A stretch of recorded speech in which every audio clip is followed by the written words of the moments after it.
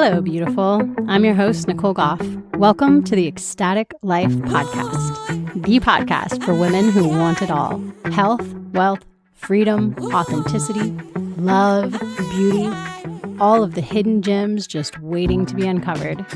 This is the podcast for women who are ready to discover their inner creatrix, to discover their inner manifester, and who want to find the ecstatic in every day. In today's episode of the Ecstatic Life podcast, I will be talking about raising children with intrinsic motivation and emotional intelligence. So these are two psychology terms that I would like to define before we get started. Intrinsic motivation is the drive to engage in activities that are inherently interesting or enjoyable without external incentives or rewards.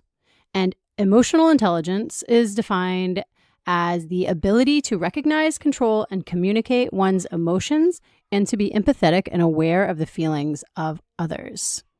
And so a little bit about my background with this. I have 5 kids, so I have used these practices a lot that I talk about.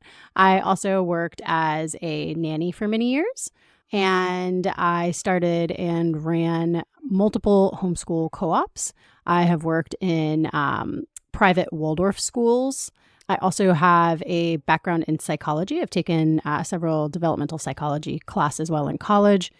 And I have spent many years studying nonviolent communications, doing NVC workshops.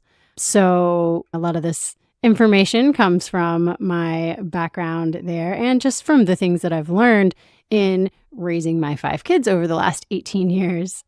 So I feel like intrinsic motivation and emotional intelligence are two things that a lot of people in the West are lacking, which gave me the motivation to do this podcast.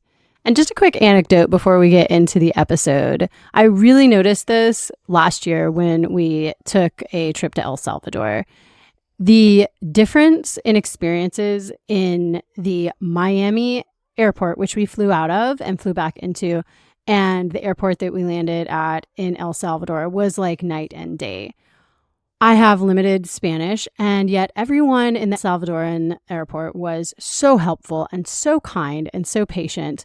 I get back to Miami, and it's like being slapped in the face. Everyone was so rude and spoke down to you and just so impatient and grouchy.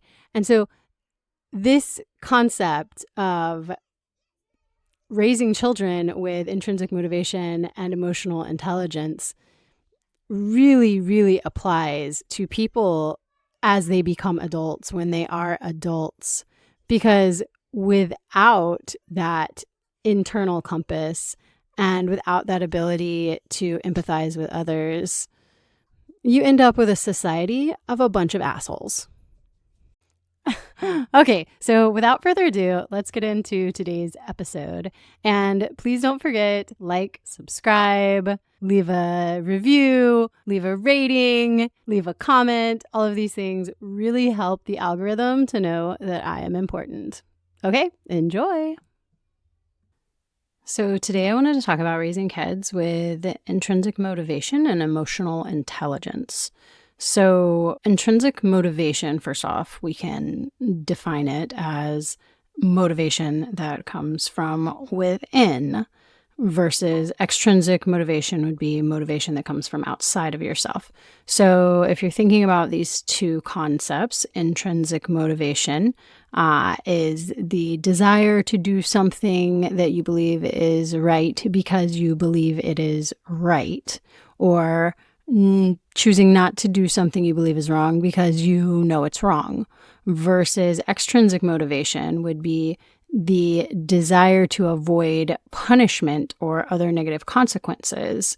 So choosing to not hit your sibling because you know that your mom is going to put you in a timeout. That would be extrinsic, versus intrinsic would be choosing to not hit your sibling because you know it will hurt them. So obviously as parents, we prefer our children to have intrinsic motivation for making the right decisions, the decisions that we deem are right, decisions that are most pro-social.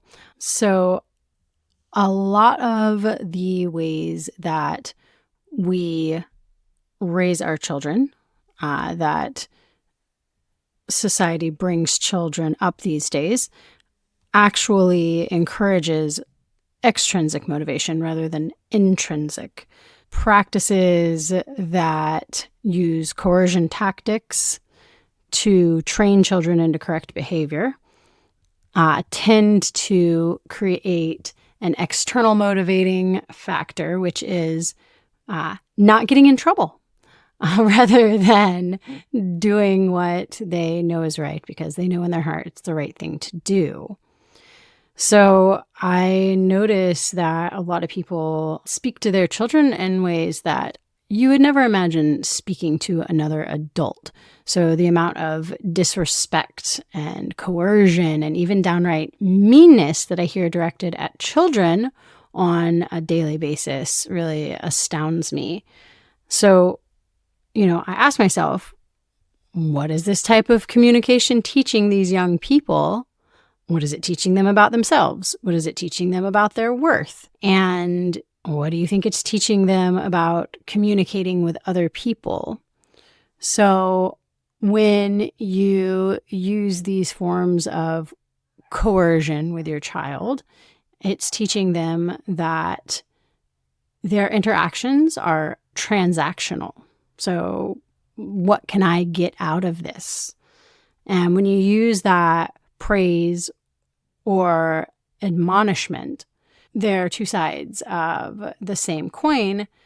If you think that what you're doing by praising a child is making them feel better, it is actually, unfortunately, on the flip side of the punishment coin, which is teaching them to do something you like for a reward. So this is the reward punishment cycle. I do something that mommy and daddy like. I'm a good boy. I get rewarded. I do something that mommy and daddy don't like. I'm a bad boy. I get punished. So I don't know about for you guys, but for me, the goal of raising children is actually to raise healthy adults, preferably healthy adults with a high level of emotional intelligence. For me, while the short-term benefits of using the reward, punishment, praise, admonishment, coercion tactics, and I know that probably a lot of people will take exception to those terms.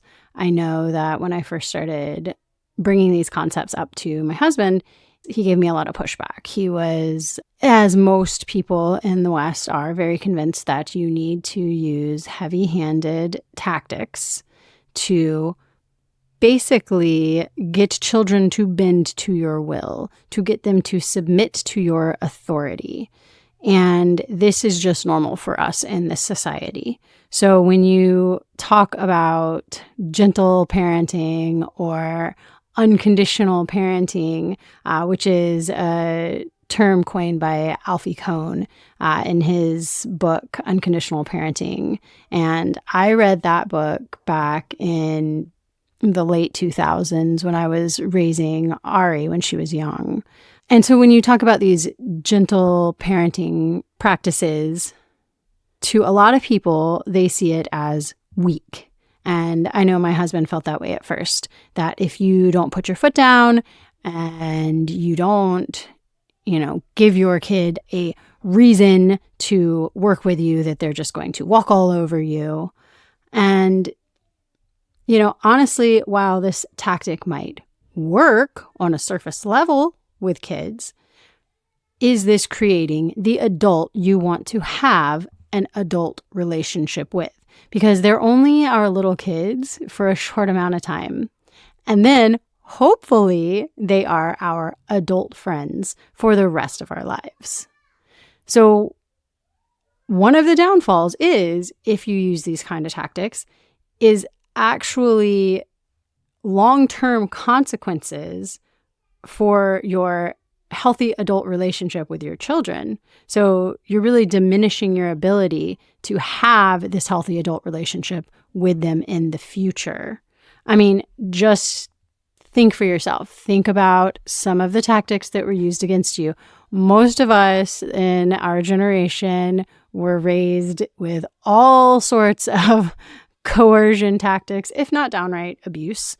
And we know what that did to us. We all carry mother wounds and father wounds. We are all walking around with the ghosts and the shadows of the trauma of these things that were done against us as children. And that's not to get down on the boomer generation parents. My parents were awesome, and everybody's doing the best they can. We are doing the best we can for the most part. I know I was not always perfect, especially my first time parenting when I was just figuring things out and I was a young mom with Ari. You know, I look back and I screwed up all over the place. There's so many things I wish I could go back and redo. But the point is, you do better when you know better. And so that is part of the reason why I felt so compelled to start this podcast, because I have spent so many years researching, and each of my 5 kids has taught me so many lessons. And I really want to help other parents by imparting this wisdom on them. So it's not to shame anyone or make anyone feel guilty or bad. And if you've used these tactics, I mean, I still catch myself on a regular basis. You know, it's so intrinsic. It's so built into us from the way we have been raised and everything in our society, from all the media, from, you know, any television show or movie that you've grown up with. It's the way we've been talked to by parents, by teachers, by any authority figure. So these concepts are really new in the West. And if you haven't been the perfect parent, as I have not been the perfect parent, then that's okay. And it's not to get down on parents. It's not to get down on our parents, on ourselves. This is just to say, hey, there are better ways out there, and here they are. And I've gotten a lot better over the years about communicating using these unconditionally loving approaches. And at first, it feels kind of awkward. It feels awkward to speak in a completely new way that we have not been taught, have not been hearing our whole lives. I spent a lot of time studying nonviolent communication. And so a lot of the unconditional parenting techniques are derived from or similar to nonviolent communication, or NVC, which was coined by Marshall Rosenberg. And I've done a lot of work with NVC, and it works amazingly with children. But when you're first learning these ways of communicating, it does feel a bit awkward. It can feel a bit robotic. There are actually scripts that you can find for conversations. And starting out with those scripts, it does feel a little forced. But that's okay, because as we practice and as we get in the habit of changing our vocabulary, it becomes second nature. So I still catch myself sometimes slipping back into those coercion tactics because, let's be honest, they work and they're easy and it's ingrained in our behavior. But when I am at my best and most conscious, I always try to bring up these rules or this framework to use in my communication with my children. So, some tips for communicating with kids in ways that help them to develop their emotional intelligence and also their self-esteem, and to build intrinsic motivation. hopefully for being a decent human being, would be avoiding using words like good, bad, best, worst, and instead describe the result. So instead of something like, oh, you're the best helper, you could say, when you help fold laundry, we have more time to play. Words like good and bad can get tied to addictive dopamine hits for the child. So this is the reward side of the reward punishment coin, and it can make certain kids who are predisposed to, this people pleasing or that kind of thing, it can make them have the extrinsic motivation that is tied to being called a good girl or a good boy. And then the child is focused on achieving approval and avoiding disapproval rather than the direct outcome of the action. Another one would be that when you observe a behavior, name it without evaluation or correction. So an example of this would be, I see you're using a green crayon to color the sky. This helps children feel seen and that you care or are invested in their world without tying their activities to your approval or disapproval. So rather than offering advice or correcting something you see as a mistake, you can get curious about it. And curiosity is just such a great skill to improve as an adult. It can be helpful in so many areas, not just with children. But you could say something like, oh, why'd you choose that color? This really makes your child feel like you are invested in their world, because you never know, like they might have a whole story in their head. The sky is green because it is raining pea soup. Kids are amazingly creative. And rather than correcting and saying, oh no, you should use the blue crayon, really getting curious about it can just foster so much connection and help build their self-esteem. Another thing is to point out the good resulting from the positive or desired behaviors. So you could say something like, when you gave your sister that toy, she seemed to feel much happier. This encourages the intrinsic motivation for pro-social behaviors rather than just doing the correct thing for praise. I feel that it's really important to be careful when you're working with children in a social situation that you don't coerce them to act a certain way with their peers or their siblings. I see this a lot with sharing and saying thank you and things like that. So it's important to encourage the pro-social behaviors. But at the same time, I feel like this gets overdone a lot. I see a lot of people that force their children to say, I'm sorry, or thank you, or to share, or when it comes to relatives, to give hugs and kisses and things that obviously are making their child uncomfortable. So while I do think it is important to encourage your children to share and to point out the reasons why sharing can be beneficial for both parties, or the same with saying thank you, using your manners, being kind, being sweet to your relatives and giving them a hug and kiss. I feel like when you force something, when you force a child to say sorry when they don't feel it in their heart, that this is doing a disservice to your child. It is separating them from that intrinsic motivation, separating them from that feeling of actually being sorry.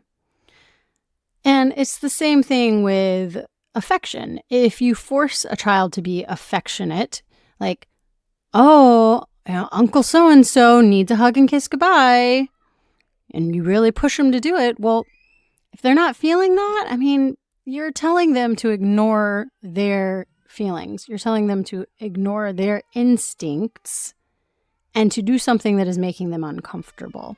And now I am totally not about raising kids to be rude and just allowing them to be totally disrespectful to people or be selfish and be snatching. This is in no way saying that. But there is a huge difference between that and in guilt tripping your child into doing something they do not feel like doing in their heart. All right, so the next thing would be to point out the dangers or the harm caused by negative or unwanted behaviors. So something like, when you left your Legos on the floor, I stepped on them and it hurt. So again, this is encouraging intrinsic motivation rather than just avoiding punishment. And it lets them know that their actions have consequences. When you leave your toys all over the ground, someone can get hurt. I got hurt.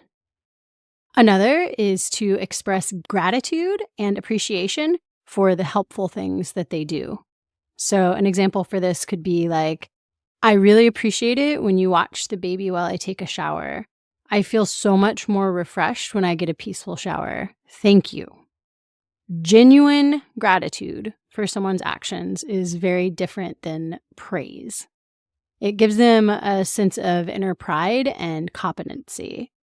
It's best if you can be specific about the way in which their behavior was helpful to you. So like in that example saying, I feel so much more refreshed when I get a peaceful shower. This fills your child with an inner pride, like, wow, look what I did. I affected the world.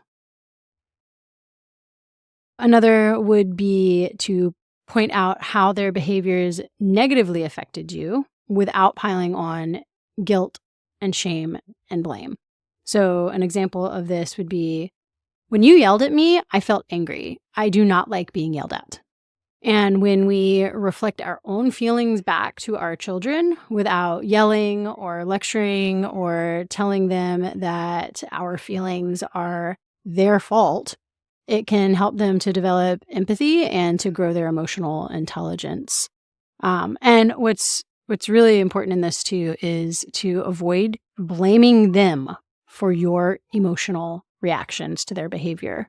That's extremely damaging to a child's psyche. And when taken to the extreme, that can create all kinds of host of weird symptoms. So when you used words like, I felt angry when you start your sentence with an I, you are taking responsibility for your own emotions, your own reaction. They are my feelings. When I saw X, Y, and Z, I felt A, B, and C. So in this formula, you're not blaming the other party, in this case your kid, for your emotions. And this is a really, really hard thing to do. But if you can eliminate the you made me feel blank sentence from your vocabulary altogether, it's very hard to do, but that is life-changing. No one makes you feel anything. You can't make someone feel anything else. So, teaching our children to not think like that, to not outsource their feelings in that way is a bonus. So another one would be to allow them to solve their own problems or to come up with their own solutions. So an example of that would be something like, what could you do to help your brother feel better? So giving your child the opportunity to make something right when they've messed up, rather than telling them how to fix it, gives them agency and teaches them that mistakes are a part of life and not something that makes them bad. And that goes back to what I was saying about forcing your child to apologize. So when you put the ball back in their court, what could you do to help your brother feel better? You give them agency. You let them know that you believe in them, that they have the power to make this situation better, rather than blanket telling them, say you're sorry. I've heard parents use that over and over and over. Say you're sorry, say you're sorry, say you're sorry. And really, you're just creating a little robot that parrots, I'm sorry, when they do something they think might be bad. And that's not really teaching your child anything. And so my last one is to give yourself a time out. So you can say to your child, Mommy needs to go take some deep breaths before we talk about how you drew on the walls again. Giving yourself time to calm down when a behavior or action really triggers you is essential for having a productive conversation. And not just with kids, but with anybody. Giving yourself time to calm down and be actually ready to handle a situation without blowing up, without using the coercive tactics, without, going back into those rote actions is really important. Plus, mirroring constructive ways to deal with our own dysregulated nervous systems helps our kids to learn how to regulate themselves without us having to force a time out, which is a withdrawal punishment. It's a withdrawal of love and attention. So that is a form of punishment, which most people see as a more, gentle punishment, but withdrawal of affection, withdrawal of love and attention can be super damaging to kids, especially for kids who are more sensitive in nature. And one more tip that I have is when you speak to a child of any age, whether they're 2 or 18, try to speak to them as if they are a dear friend. So ask yourself, literally, would you speak to another adult like this? And if the answer is never, then maybe it's not the type of interaction that you want to normalize for your child. And that doesn't mean that we have adult conversations with our children. And that doesn't mean that you don't use, cutesy words or things like that. It means that if you snap at your child in a way that you would never snap at a coworker or at a friend, that if you spoke to your child in a way that would be so embarrassing to see another adult speak to another adult that way, then maybe that's not the kind of interaction that you want to teach them to have. Because kids, they copy us. For better or for worse, they are little mirrors. And if you are normalizing those kind of interactions, those are the kind of interactions that they're going to go on to have with their siblings, with their friends, with, in the future, spouses. And we don't want to be normalizing being disrespected, tolerating disrespect, or disrespecting others. And we don't want to be normalizing meanness. What we do want to normalize, or at least what I do want to normalize, is an atmosphere in my home where my children feel safe to come to me and tell me how they're feeling, to tell me when I'm fucking up. I want my children to call me on my shit. And know that I am not going to blow up on them. I am not going to punish them.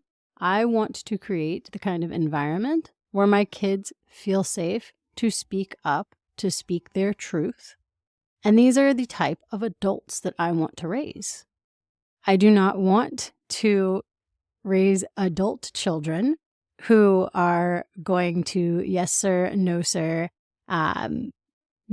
stand in line and do what they're told. I want to raise the future leaders and visionaries of tomorrow. So for me, it's really important that they are able to think for themselves and speak for themselves, that they have high levels of empathy, emotional intelligence, and intrinsic motivation. So I am constantly trying to do better, to try to make my life more ecstatic and the lives of my family, and especially my children, happier and more joyful every day. So I hope you got something out of this talk, and I would love to hear about your experiences with gentle parenting or with raising children to have intrinsic motivation and high levels of emotional intelligence. And I'm always here to help you if you need more guidance in nonviolent communication or gentle parenting, unconditional parenting. I would be happy to advise. So you can contact me at contact@NicoleGoffSpeaks.com. Until next time, bye.